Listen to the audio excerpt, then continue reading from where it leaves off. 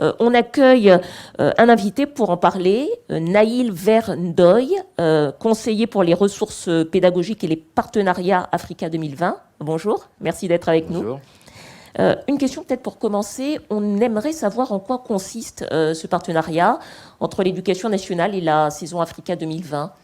Alors, bonjour, comme l'a dit Ngo Nefal, cette saison est résolument tournée vers la jeunesse. C'est pourquoi le ministère de l'Éducation nationale, de la jeunesse et des sports a souhaité d'emblée être un acteur majeur de cette saison. Pour cela, il a été mis en place un pôle Africa 2020, composé d'Alexandre Lafont et moi-même, et nous nous sommes employés à investir la saison dans 4 directions. D'abord, un appel à projet, afin de créer une dynamique scolaire.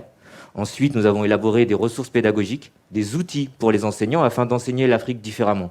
Alors par exemple, il y a un exemplaire spécial d'un jour une actu qui va être diffusé à 1,2 million d'élèves de CM2 afin de découvrir l'Afrique d'aujourd'hui. Un autre aussi, un manuel scolaire pour les enseignants de maternelle afin de découvrir l'art contemporain africain et de ne plus résumer l'art africain à des masques. Donc il y avait ce besoin d'outils pédagogiques que l'on offre, mais aussi des partenariats avec des événements de la saison, comme le Festival international du court-métrage de Clermont, le Festival Lyon BD. Nous avons aussi constitué de nombreuses expositions qui vont être à la fois physiques et numériques, parce qu'on s'adapte à la crise sanitaire. Il y aura une exposition qui sera disponible pour les enseignants sur les dessinateurs de presse africains, qui montrent leur pays et l'actualité de leur pays avec l'association Cartooning for Peace, ou une autre qui montre des initiatives dynamiques de femmes africaines qui portent le continent africain avec l'association de la Ligue de l'enseignement. Il y a eu combien de projets reçus et labellisés ? Alors, en 3 mois, le pôle Africa 2020 a reçu plus de 300 projets. Donc, on a mis en place un comité de labellisation qui a été présidé par la commissaire générale. Et on en a labellisé 274, donc de très beaux projets, des projets de correspondance avec des classes, des projets scientifiques, des projets culturels. Et c'est une belle réussite. Certains ont même pu être aidés financièrement. Bon, je vois vos yeux briller. Je devine que dans tous ces projets, il y en a sans doute certains qui vous ont particulièrement plu ou touché.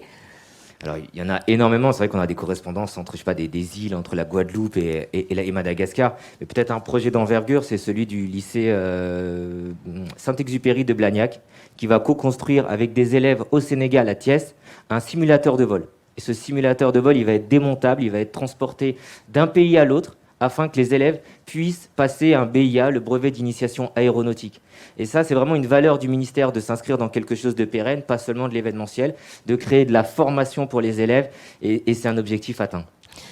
Très concrètement, quand est-ce que ça va commencer dans les classes ? Quand est-ce qu'on va parler d'Afrique à nos enfants ? Alors, on a toujours parlé d'Afrique à nos enfants.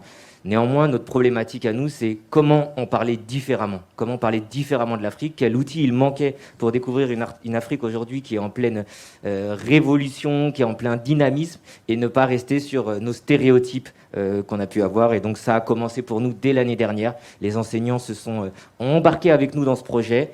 Ils ont même réussi à repenser leur projet en fonction de la crise et à mettre beaucoup de numérique sur la table. Et ça nous fait vraiment un très grand bien. Merci beaucoup, Naïl Verndoy, pour toutes ces précisions. Ngoné, on le voit, cette saison devrait être très dense, mais j'aimerais qu'on parle maintenant de l'esprit dans lequel vous l'avez conçu, parce que c'était quand même un défi d'embrasser tout un continent, 54 pays, des espaces, des imaginaires différents, selon qu'on est au sud, au nord, à l'est, à l'ouest. Quel a été votre fil conducteur ? Alors effectivement, c'est un défi. Et moi, la première fois que j'en entends parler, que les conseillers du cabinet du président de la République m'en parlent, je me suis dit que ces gens-là étaient complètement dingues. Mais étant moi-même complètement dingue, je me suis dit, chiche, je vais les prendre au pied de la lettre et je vais justement relever ce défi et transcender l'idée qu'ils avaient pour justement donner du sens à ce projet et éviter de tomber dans le piège facile d'être dans une suite de projets événementiels. C'est 54 pays, certes, d'où l'idée d'une saison qui est panafricaine et pluridisciplinaire. On n'est pas là pour promouvoir ou pour représenter son pays, sa langue, sa couleur de peau. On est là justement pour casser toutes les barrières physiques et mentales, d'être dans une dynamique de collaboration à 360 degrés. Et c'est véritablement se dire que oui, l'Afrique n'est pas un pays. Donc, c'est pas la peine qu'on me l'explique. Et c'est assez fatigant, d'ailleurs, quand j'ai des Français qui essayent de m'expliquer ce qu'est être africain ou pas. Je me demande, je dis, est-ce qu'ils savent vraiment à qui ils parlent? Donc, la question, c'est justement de se dire, une invitation à regarder, à comprendre d'un point de vue africain, c'est comment est-ce que nous, on appréhende les choses à l'échelle d'un continent. Quels sont les réseaux culturels, scientifiques, économiques, spirituels qui existent sur ce continent depuis plusieurs siècles, des populations qui ont fait partie des mêmes pays, des mêmes royaumes. Qu'est-ce que nous avons en commun? Et cet esprit justement de solidarité, d'idéal d'émancipation et de transformation des sociétés, c'est à ce moment-là que j'appelle le panafricanisme comme point de départ. Il a fallu expliquer ce que c'était aux Français. Souleymane Bachir Diagne va nous faire une leçon inaugurale sur le panafricanisme. Le philosophe Souleymane Bachir Diagne. C'est ça, pour que les gens évitent d'aller chercher des bêtises sur Internet. Et donc vraiment, c'est un esprit panafricain, pluridisciplinaire. Libérez-vous, libérez vos esprits, collaborez, impactez, soyez impactés, inspirez, soyez inspirés.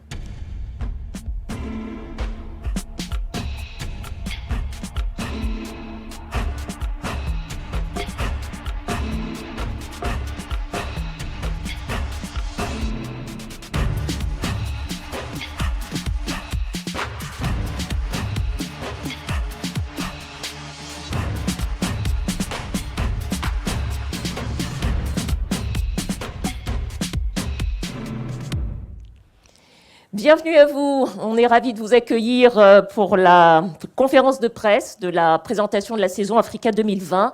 Alors, c'est un projet hors norme qui met à l'honneur tout un continent, qui porte à la connaissance de tous les initiatives de ses habitants dans des domaines aussi variés que les arts, la culture, les sciences ou encore l'entrepreneuriat. Voilà, après quelques péripéties, nous sommes enfin là. Alors évidemment, je tiens à vous dire que cette conférence de presse se déroule dans les conditions imposées par la situation sanitaire. Nous sommes beaucoup moins nombreux que prévu ici, à la Cité des Sciences et de l'Industrie. Et bien entendu, nous respectons et nous respecterons les règles